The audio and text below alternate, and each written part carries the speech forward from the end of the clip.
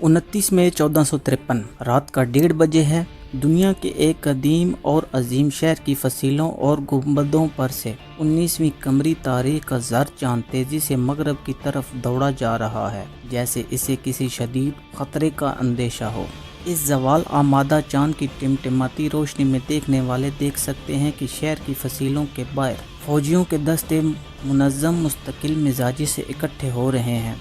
इनके दिल में एहसास है कि वो तारीख के फैसला कुन मोड़ पर खड़े हैं। ये शहर कुस्तुनतुनिया है और फसीलों के बाहर उस्मानी फ़ौज आखिरी हल्ला बोलने की तैयारी कर रही है। उस्मानी तोपों को शहरी पनाह पर गोले बरसाते हुए 47 दिन गुजर चुके हैं। कमांडरों ने ख़ास तौर पर 3 मकामात पर गोलाबारी मरकूज़ रखकर फसील को ज़बरदस्त नुकसान पहुँचाया है। कि साला उस्मानी सुल्तान महमद सानी गैर मुतवक्का तौर पर अपनी फ़ौज के अगले मोर्चों पर पहुंच गए हैं। इन्होंने फैसला कर लिया है कि हतमी जलगार फसील के मेसुटिकोन कहलाने वाले वस्ती हिस्से से की जाएगी, जिसमें कम अज़ कम 9 शिगाफ पड़ चुके हैं और खंदक का बड़ा हिस्सा काट दिया गया है। सर पर भारी पगड़ी और तिलाई खिल्लत में मलबूस सुल्तान ने अपने सिपाहियों को तुर्की ज़बान में मुखातब किया, मेरे दोस्तों और बच्चों, आगे बढ़ो, अपने आप को साबित करने का लम्हा आ गया है। इसके साथ ही नकारों और तबलों के शोर ने रात की खामोशी को तार तार कर दिया, लेकिन इस कान फाड़ते शोर में भी उस्मानी दस्तों के फलक शिगाफ नारे साफ सुनाई दिए जा सकते थे, जिन्होंने फसील के कमज़ोर हिस्सों पर हल्ला बोल दिया। एक तरफ खुश्की से और दूसरी तरफ समंदर में बहरी जहाज़ों पर नस्ब तोपों के दहानों ने आग बरसाना शुरू कर दी। बाज़ंतीनी सिपाही इस हमले के लिए फसीलों पर तैयार खड़े थे, लेकिन पिछले 1.5 माह के मुहासरे ने इनके हौसले पस्त और असाब शिकस्ता कर दिए थे। बहुत से शहरी भी इनकी मदद के लिए फसीलों पर आ पहुंचे और पत्थर उठा कर नीचे इकट्ठा होने वाले हमला आवरों पर फेंकना शुरू कर दिए। दूसरे अपने अपने करीबी चर्च की तरफ दौड़े और गिड़गिड़ा कर दुआएं मांगना शुरू कर दी। पादरियों ने शहर के मुतअद्दिद चर्चों की घंटियां पूरी ताकत से बजाना शुरू कर दी, जिनकी टनाटन ने इन लोगों को भी जगा दिया जो अभी तक सो रहे थे। हर फिरके से ताल्लुक़ रखने वाले ईसाई अपनी सदियों पुराने इख्तलाफात भुलाकर एक हो गए और इनकी बड़ी तादाद शहर के सबसे बड़े और मुक़द्दस कलीसा हाजिया सोफिया में इकट्ठी हो गई। दिफाई फ़ौज ने जाफिशानी से उस्मानियों की जलगार को रोकने की कोशिश की, लेकिन अतालवी तबीब निकोलो बारबीरो जो इस दिन शहर में मौजूद थे, लिखते हैं कि सफ़ेद पगड़ियाँ बांधे हुए हमला आवर जानिसार दस्ते बेजिगर शेरों की तरह हमला करते और इनके नारे और तबलों की आवाज़ें ऐसी थीं जैसे कि इनका ताल्लुक़ इस दुनिया से ही ना हो। रोशनी फैलने तक तुर्क सिपाही फसील के ऊपर पहुंच गए। इस दौरान अक्सर दिफाई फौजी मारे जा चुके थे और इनका सिपा सालार जिवानी जस्टिनी शदीद जख्मी होने के बाद मैदान जंग से बाहर हो चुका था। जब मशरक से सूरज की पहली किरण नमूदार हुई तो इसने देखा कि एक तुर्क सिपाही फसील के दरवाजे के ऊपर नस्ब बाज़ंतीनी परचम उतार कर उस्मानी झंडा लहरा रहा है। सुल्तान महमद सफ़ेद घोड़े पर अपने वज़रा और अमायदीन के हमरा हाजिया सोफिया पहुँचे। सदर दरवाजे के करीब पहुंचकर वो घोड़े से उतरे और गली से एक मुट्ठी खाक लेकर अपनी पगड़ी पर डाल दी। इनके साथियों के आंखों में आंसू जारी हो गए। मुसलमान 700 साल की जद्दोजहद के बाद बिलाखिर कुस्तुनतुनिया को फतह करने में कामयाब हुए थे। कुस्तुनतुनिया की फतह महज एक शहर पर एक बादशाह के इक़्तिदार का खात्मा और दूसरे के इक़्तिदार का आगाज़ ही नहीं था। इस वाक़े के साथ ही दुनिया की तारीख़ का एक बाब ख़त्म हुआ और दूसरी की इब्तदा हुई। एक तरफ 27 कबले मसीह में कायम होने वाली रोमन एम्पायर 1480 बरस तक किसी न किसी शक्ल में बरकरार रहने के बाद अपने अंजाम को पहुंची, तो दूसरी जानब उस्मानी सुल्तनत ने अपना नुक्ता अरूज छू लिया और वह अगली 4 सदियों तक 3 बराज़मों एशिया, यूरोप और अफ्रीका के हिस्सों पर बड़ी शान शौकत से हुकूमत करती रही।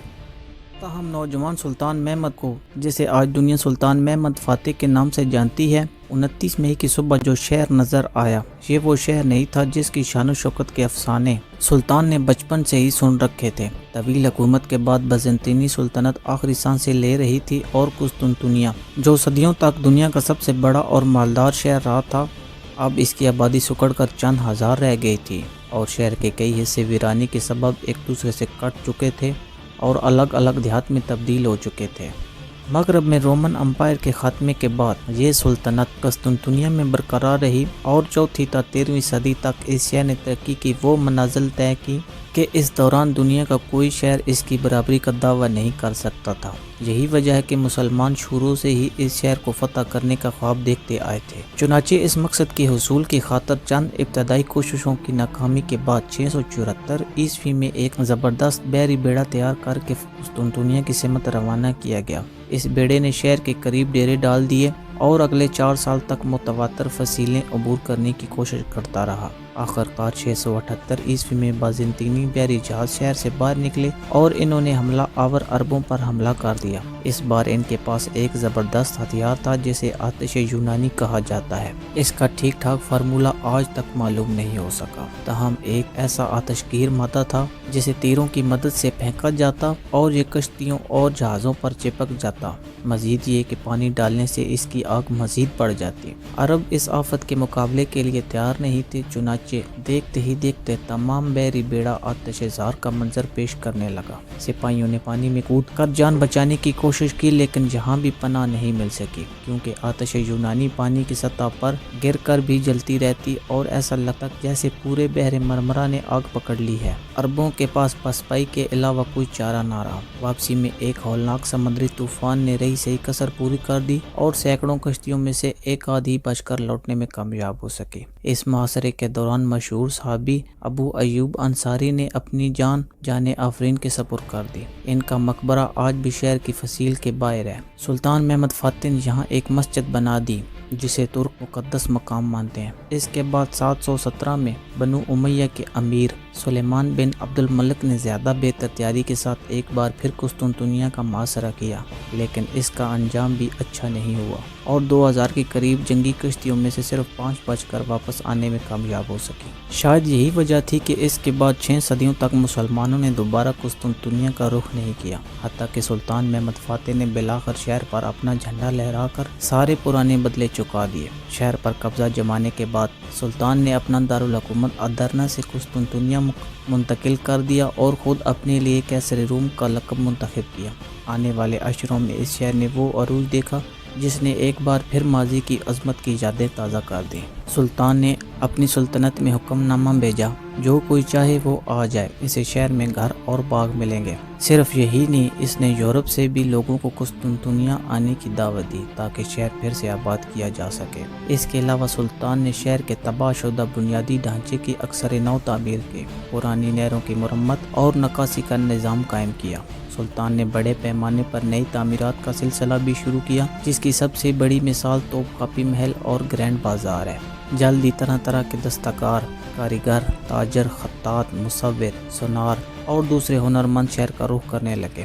سلطان فاتح نے حاجیہ صوفیہ کو چرچ سے مسجد بنا دیا، لیکن انہوں نے شہر کے دوسرے بڑے گرجا گھر کلیسائے یونانی آرتھوڈاکس فرقے کے پاس ہی رہنے دیا اور یہ فرقہ ایک ادارے کی صورت میں آج بھی قائم ہے۔ سلطان فاتح کے بیٹے سلیم کے دور میں عثمانی سلطنت نے خلافت کا درجہ اختیار کر لیا اور قسطنطنیہ ان کا دارالخلافہ اور تمام سنی مسلمانوں کا مرکزی شہر قرار پایا۔ سلطان فاتح کے پوتے سلیمان علی شان کے دور میں قسطنطنیہ نے نئی بلندیوں کو چھو لیا۔ یہ وہی سلیمان ہیں جنہیں مشہور ترکی ڈرامے میرا سلطان میں دکھایا گیا ہے۔